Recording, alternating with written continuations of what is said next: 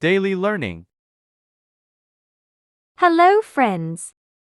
Today, we're revisiting some short stories we read before. Let's take a moment to enjoy it once more together. Ready? Let's go. A day as a teacher.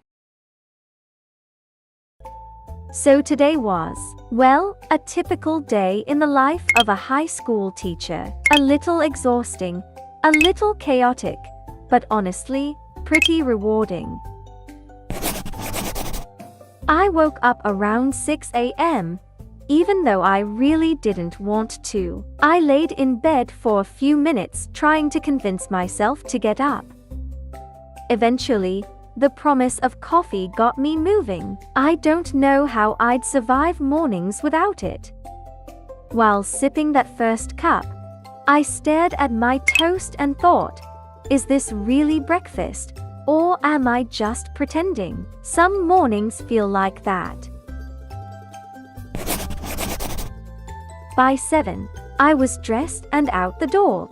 The ride to school is always my time to reset. Music on, mind wandering, thinking about everything and nothing. Once I got to school, I stopped by the teacher's lounge for another quick caffeine boost and a few sleepy chats with my coworkers. We all looked like we could use a vacation. First period started with my juniors. Some were half asleep, some were surprisingly awake. We went over a poem today, nothing too heavy, but they had thoughts, which I always love. One student asked the most random question in mid-discussion. "Miss, do you think aliens write poetry?" I mean, how do I even answer that? But it made us all laugh, and I think we needed that. The rest of the morning moved fast. My seniors were working on their essays, and I tried to give as much feedback as I could without totally overwhelming them. I think they're starting to feel the pressure of graduation, and honestly, I feel it too. It's weird watching them grow up right in front of me. Lunchtime was short but fun. The other teachers and I sat around trading stories, mostly funny things our students said. We laughed a lot, which helped with the tiredness. Laughter is kind of like a second cup of coffee. Afternoon classes were a bit of a struggle, not gonna lie. Everyone was tired, including me. I tried to mix things up with some group activities, and it sort of worked. At the very least, they were talking, mostly about the task, I hope. I kept telling myself, just make it to the bell. When the final bell finally rang, I felt that familiar mix of relief and satisfaction.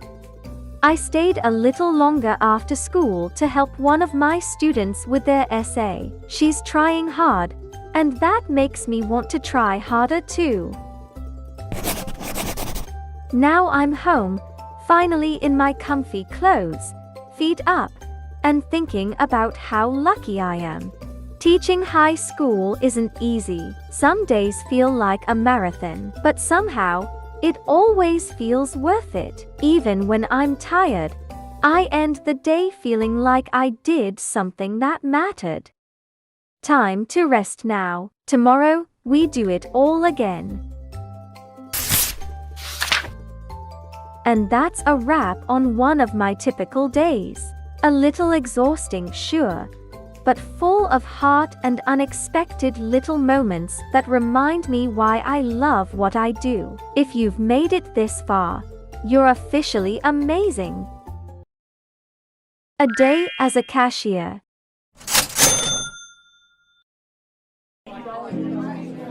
Hi there. My name is Sarah, and I work as a cashier at a local supermarket. I've been doing this job for about 2 years now. Before this, I used to help out at my aunt's little grocery store, so I guess you could say I've always been around food and checkout counters. I grew up in a small town, and after finishing high school, I decided to work right away to help support my family. So, what's a day like in my shoes? Well, I usually clock in around 8 a.m. I start by checking if my register has the right amount of cash, making sure everything's clean and ready. Then it's non-stop scanning, bagging, greeting customers, and trying to smile even when my feet hurt. I get a short lunch break around noon, then it's back to the register until my shift ends. One thing I actually enjoy about this job is the small conversations I have with customers. Some people are super friendly and love to chat. Others are in a rush and barely look up. But hey, that's just how people are. The best part is when regular customers come by and remember your name or ask how your day's going. It makes me feel appreciated, even just for a second. Now, the hard part. Definitely dealing with rude or impatient customers. Some people yell over tiny mistakes or act like we're robots. That can really mess with your mood, especially when it's super busy. But I've learned to just breathe, stay calm, and not take things personally. I tell myself, they might be having a bad day. Don't let it ruin yours. That usually helps me keep my cool. Working here has also opened my eyes a lot. I meet so many different kinds of people every day. Young, old, rich, struggling, polite, grumpy. It's like a crash course in humanity. At the end of the day, I'm usually exhausted. Not just physically but mentally too. But it's made me realize just how unique everyone is. No two people are the same, and that's kind of beautiful in its own way. So yeah, being a cashier isn't always easy, but it's honest work. And every day, I get to learn a little more about people, including myself. Who knew a job behind a register could teach you so much about life? That's all about me for today. Thanks for hanging out and listening to my story. If you've ever worked in customer service, you probably get what I mean. It's a wild ride, but also kinda rewarding. Anyway, I gotta get some rest before another busy day tomorrow. Don't forget to be kind to your cashiers. A little smile goes a long way. See you. My lovely grandpa. My grandpa. Ho, ho, ho, ho! When I think about my grandpa, the first thing that comes to my mind is his warm smile. His name is Robert, but everyone in the family just calls him Grandpa Bob. He's the kind of person who can make anyone feel at home, even strangers. Grandpa Bob is 75 years old now, but he's still very active and full of life. He lives in a small town called Maplewood, about an hour's drive from where I live. His house is this cozy little place surrounded by big oak trees. Every time I visit, it feels like stepping into a different world. There's always a fresh pie on the kitchen table and the smell of coffee in the air when I get in there, which is Grandpa's favorite. He's lived there for almost 40 years, ever since he retired from his job as a high school history teacher. Grandpa Bob has a ton of stories, and he loves telling them. Some are about when he was a young boy growing up on a farm, and others are about his days traveling around the country with his best friend in an old van.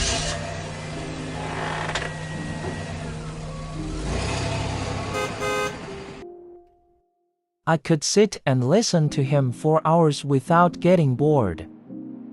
He has this way of making every story funny or exciting, even if it's something simple like getting lost in a grocery store. One of my favorite things about Grandpa is how good he is with his hands. He can fix just about anything, like cars, broken chairs, old radios,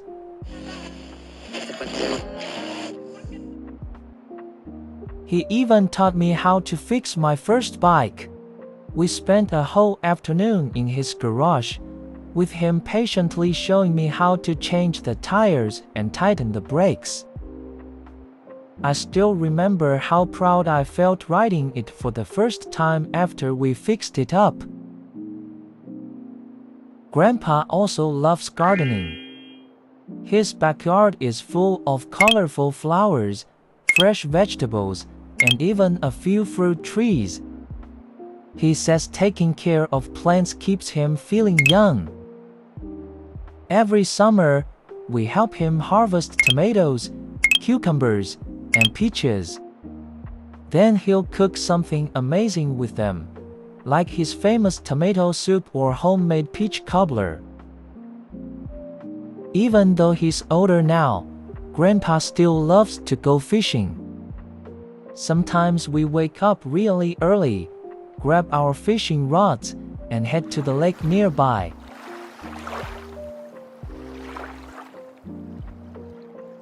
Most of the time, we don't catch anything big, but Grandpa says it's not about the fish, it's about spending time together. And I think he's right.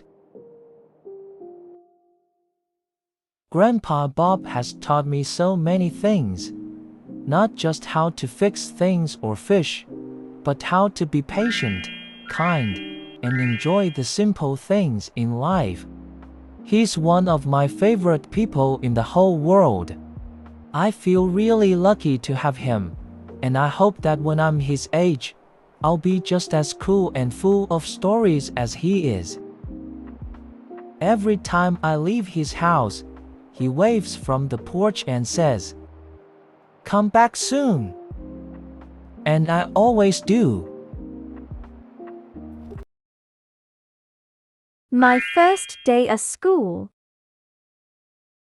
Hi, it's me again. Today, I want to share a little story about my very first day at high school. Was kind of a mess, kind of fun, and definitely something I'll never forget. Stick around till the end, because I'll also give you a list of useful English words from the story that you'll definitely want to know. Let's get started. My first day at high school. I still remember my first day at high school like it was yesterday.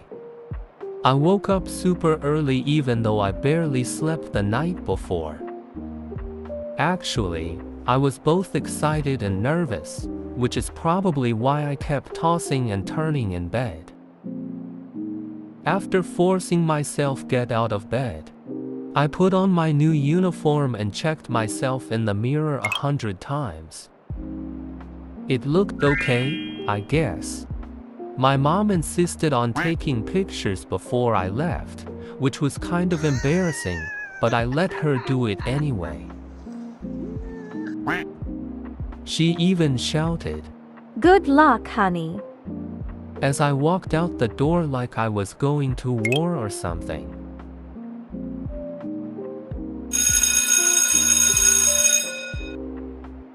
When I got to school, everything felt big and unfamiliar. The building looked huge compared to my old middle school. There were students everywhere, some chatting in groups, some hurrying through the hallways, and others just standing around looking cool and confident. Meanwhile, I was gripping my bag like it was my life jacket on a sinking ship. My first class was English, and luckily, the teacher seemed nice.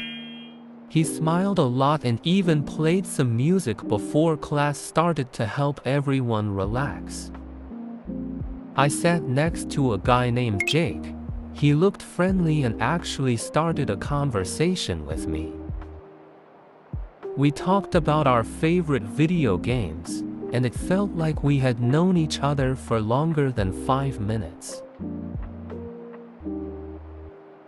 Between classes, I got lost more than once. At one point, I walked into the wrong classroom and the teacher was already teaching.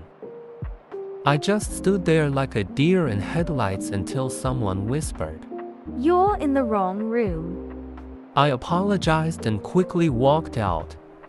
At that time, my face burning right away. Lunchtime was kind of awkward. The cafeteria was loud and crowded. I didn't know where to sit, but then Jake saw me and waved me over to his table. He introduced me to his friends and they were actually really chill. We laughed a lot, especially when someone told a story about accidentally calling a teacher mom.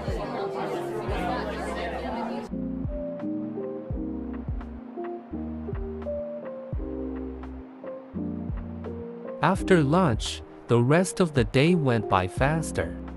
The teachers gave us syllabi and talked about what to expect this year. Some classes seemed fun, but others, not so much. Math already looked scary actually, I'm not gonna lie. I also joined a line for the school club fair and signed up for the photography club, which I'm really looking forward to.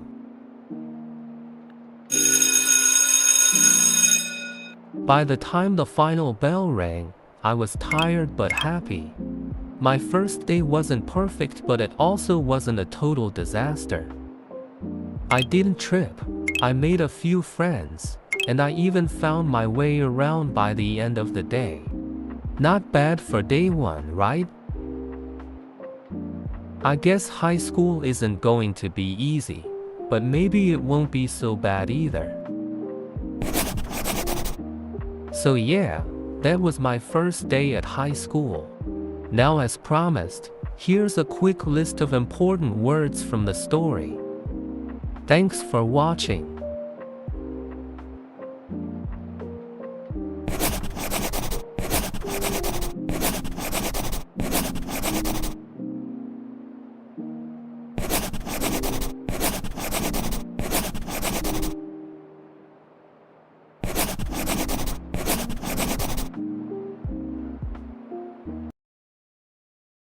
My profession.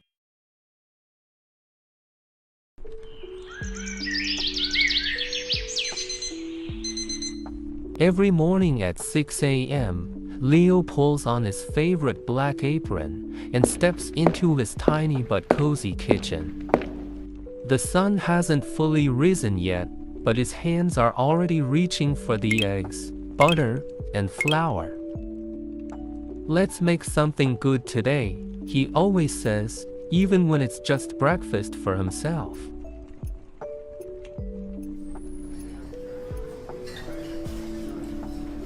Leo is a 32-year-old chef who runs a small bistro called The Wooden Spoon in a quiet neighborhood. It's not fancy, just 6 tables, warm lighting, and the smell of garlic and herbs always floating in the air. But the people who eat there, they never stop coming back. What Leo loves most about cooking isn't the fame or money. It's the feeling.